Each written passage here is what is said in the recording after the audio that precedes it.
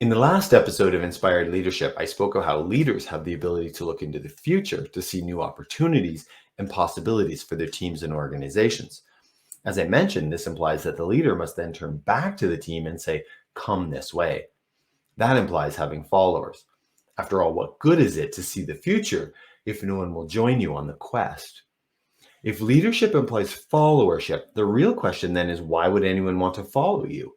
And better yet, how can you influence others to do just that? Why do some people seem to attract a following without even trying? They're like magnets drawing others to their ideas and vision. Do you need to be charismatic, attractive, or well spoken?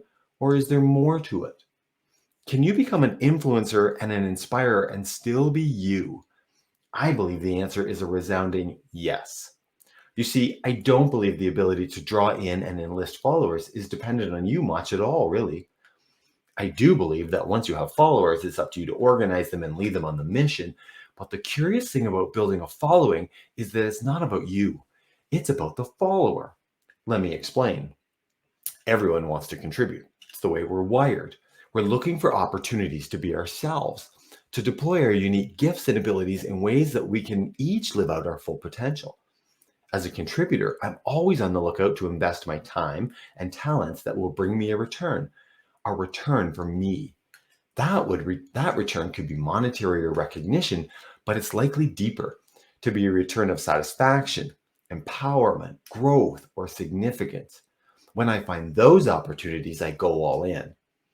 So if building a followership is not about you, it's about tapping into the biggest needs of those who might follow us, how do you do that? How do you communicate in a language that resonates and spurs the listener on to investigate further and possibly join you on a mission? I believe there are four key messages that you as a leader must communicate to make that connection. Over the next four episodes, I'll share them each with you.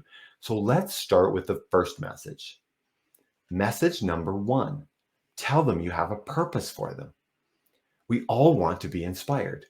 Inspiration is an idea outside of ourselves that sparks our imagination. Just as JFK inspired 1960s America to dream big and dig deep to put a man on the moon, leaders today need to communicate to their people that there is a purpose-worthy cause to join. Never assume that your team remembers the why of what you're doing. Or perhaps the why is actually too big, too broad, or too far flung, and you need to bring it down to size. Maybe the purpose is the next project and how it will help the team. Perhaps the why is a small improvement or enhancement to make someone else's life a bit easier.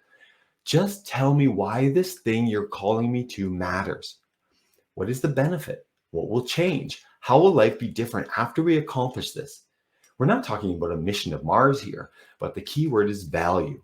What value will this project, task, mission, or objective bring? And if that value requires more than you or I can do alone, then you've really piqued my interest. That's the hook. That begs the next question of followership. But we'll talk about that in the next episode. For now, as a leader, ask yourself this. What are you calling your team to do today, this week, this year? Are you asking in a way that they can relate to, see value in, and begin to imagine themselves in that future picture? Think about it. I'm Mark Frizzell.